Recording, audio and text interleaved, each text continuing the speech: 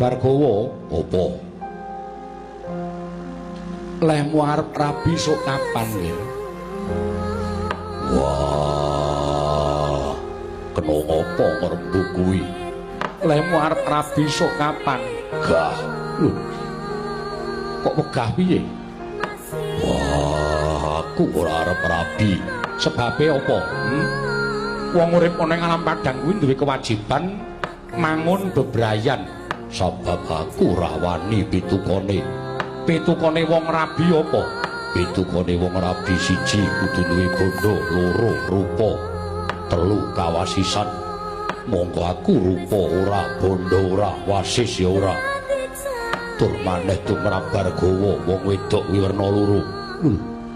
Wong wedok werna loro? Ya. Wong wedok kok werna loro? Wong rabi yen salah le milih. Wong wedok bakal ngasorake derajate wong lanang. Nah yen entuk wong wedok sing bangun miturut karo wong lanang, ngabekti karo wong lanang, bakal dadi dalan swarganing wong lanang. Nah yen entuk wong wedok sing bedal-bedal kaya jaran ucul, nggugu sakarepe dhewe, marah nyengkake ndang modarku. Mula aku wegah rabi. Wis ben aku kaya ngene.